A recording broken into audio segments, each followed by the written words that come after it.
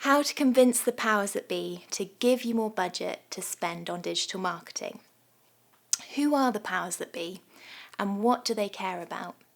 So I was speaking to my friend a couple of months ago now. Hannah and I, we swim together every Tuesday and Thursday morning before work, and we're both passionate about triathlon.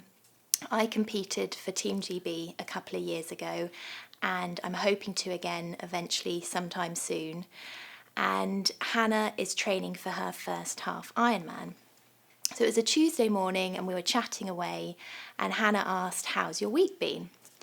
And I said, "Well, it's been really good. I've just found out that I'm going to be speaking at BrightonSEO. And BrightonSEO is quite a big conference for us in our industry. And it's been a goal of mine for a while. So I'm super excited, but I'm also totally bricking it." And she said, "Oh, you'll be okay, Tash. What are you talking about?" And I explained, I'm talking about how to convince the powers that be to give you more budget to spend on digital marketing. And she said, "Oh, that sounds interesting.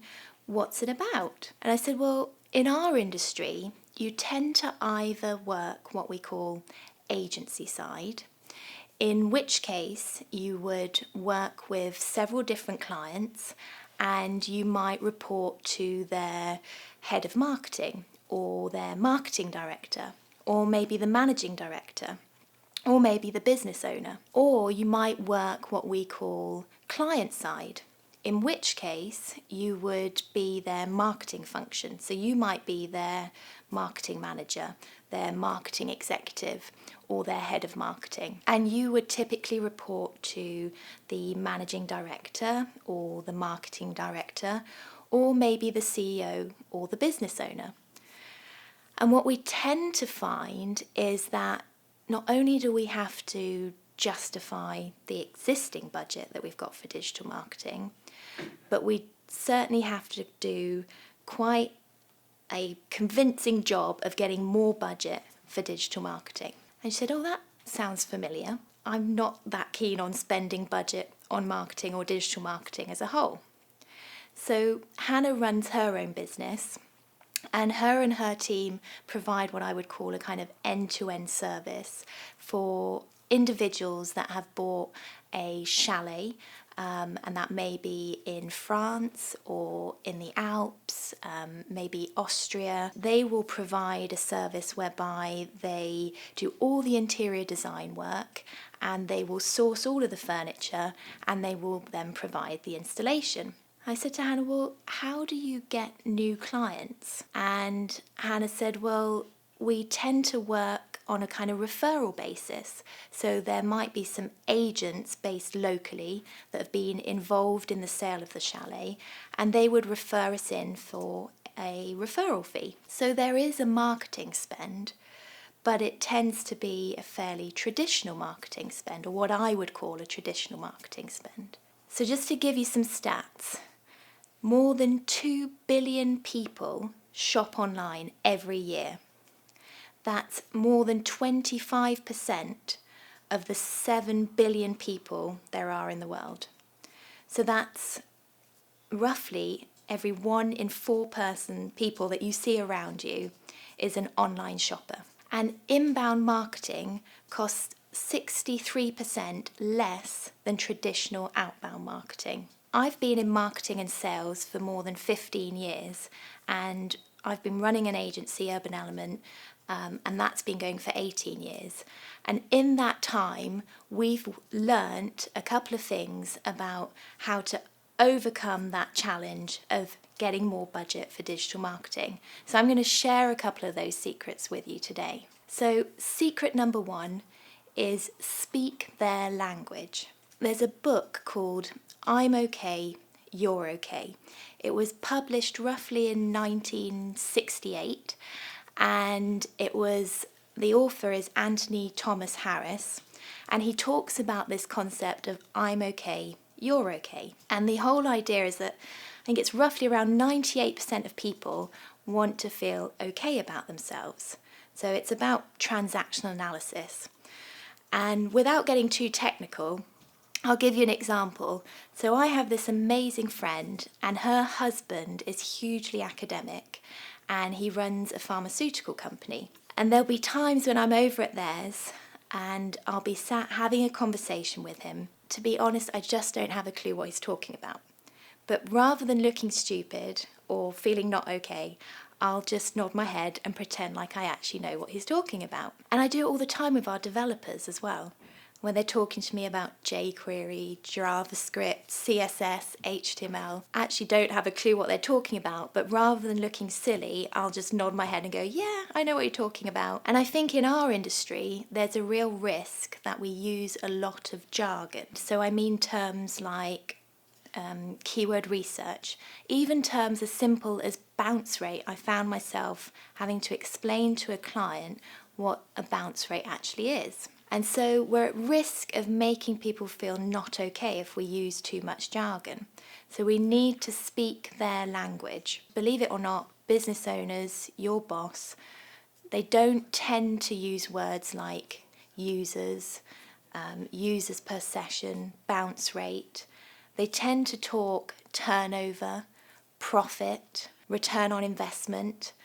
Very occasionally, I might hear them ask, we want to be top of Google for accountants Birmingham, but they never tend to talk about users or bounce rate and conversion rates. So I would urge you to speak in their language, speak the language that they use. And then secret number 2 is engage in quick win, cost-effective tactics. I know none of you do this, but I've worked with some amazing people in the digital marketing world, and what I have noticed is that there quite often tends to be this desire to be what I would term maybe a purist. And I get it, there's absolutely a place for structure and following rules, particularly when it comes to things like SEO. It's super important to do things like keyword research and keyword gap analysis and find the long tail keywords and the main money keywords and then prioritize them based on search volume or keyword difficulty. But what you will find is a lot of these kind of purist methods can take some time to actually generate results and for us to see a return on investment. And I can guarantee you, no matter how many times you tell your client or your boss, this is going to take 12, 18 months before we start to see any results, they'll ask you at 4 months, they'll ask you again at 6 months, and they'll ask you at 9 months. Why are they not seeing any results? So what you need to do, if possible, is engage in some quick win, cost-effective tactics. So it might be as simple as optimizing their Google My Business and showing them that you've optimized their Google My Business. Because that's the other thing, is in the time that I've been working with business owners and clients at Urban Element, one of the things I've found really important is that being able to see the results, that visual element. And that's why traditional marketing still has so much of a hold, because you can see that advert on a bus shelter, you can see that advert on a bus, you can feel that advert in a magazine, you can hear that advert on radio. And a lot of what we do is fairly intangible. And so if you can do things that you can show them, like optimizing their Google My Business, or it may be as simple as doing a website crawl and showing them the before and after. And if you can do that using a traffic light system, even better, before, red, amber, and look at all these warnings. We did the technical crawl and now we've made all the fixes and we've got a green light. So you need to engage in quick win, cost-effective tactics and ideally be able to show them those quick win, cost-effective tactics. Secret 3, understanding. Now, this is where you might have to do some legwork.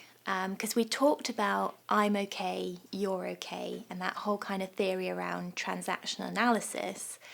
And when it comes to getting more budget for digital marketing, at the end of the day, what you need to do is you need to influence your boss or your client. And effectively, you're doing what I would call a sales job. And in sales, people buy from people they like. And people like themselves. So people buy from people like themselves. Now that might take a bit to get your head around, but effectively what you need to do is create an understanding of your client, of your boss. And you need to, for example, if you know that you like data and you like detail, and perhaps your boss likes big picture and less detail, the last thing you want to do is go in there with a load of data from Google Analytics or a load of detail around what you've achieved, because they're not going to be interested. And we use a tool at Urban Element called Extended Disk, and that helps us to understand our preferred way of communicating so that we can adjust our communication style to communicate better with our clients.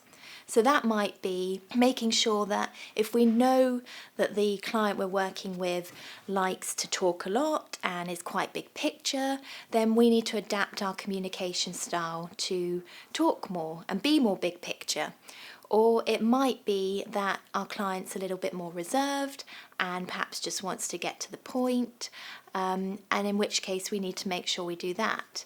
And we need to be aware of our own style, that we don't go in there bouncing around like Tigger if they're not that way inclined. So it's about building that understanding and understanding their preferred way of communicating. Secret number 4, undeniable proof.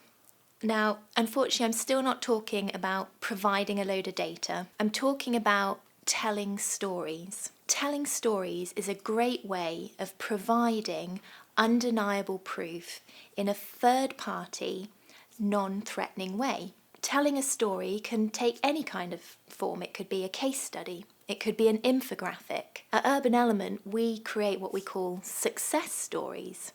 So when we work with a client, we might work with them on a project basis, or we might work with them ongoing, and we will talk about, in our success story, we will talk about the challenges that they faced when they came to us, what we did to overcome those challenges, and now the results that we've achieved. And I can share those success stories with other clients. I can share those success stories on our website, on social media, even in our newsletter that goes out to all our clients. And it's a great way of providing third-party, non-threatening, undeniable proof that the things we do work, because people believe their own data. So you can't just tell them, you have to let them discover it for themselves. So undeniable proof, but in the form of stories. Secret 5, KPIs prove ROI. So when I'm talking about KPIs, I mean key performance indicators proving return on investment.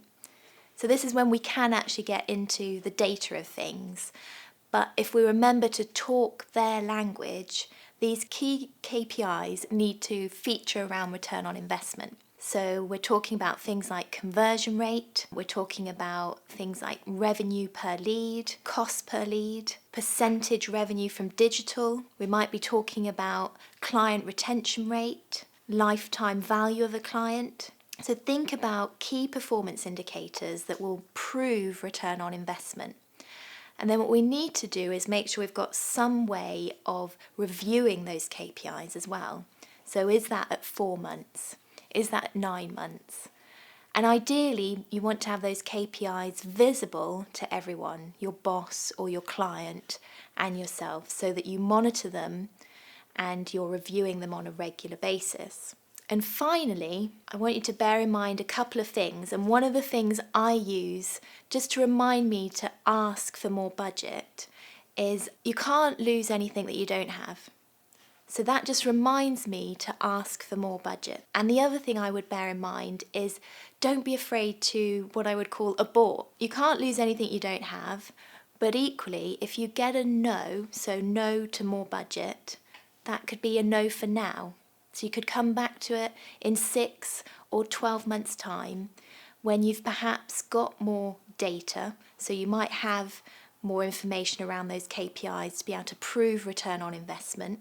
You might have more undeniable proof in the form of additional stories, and you might have built a better understanding and built that rapport and generated that bond. So come back to asking for more budget. So my name's Natasha Ellard, and hopefully today, over the course of the kind of 20-minute session, I've given you the confidence to convince the powers that be to give you more budget to spend on digital marketing. And hopefully you could tell I'm passionate about making digital marketing more commercially focused, and I'm also passionate about triathlon. Not so much the running part, mostly the swimming part.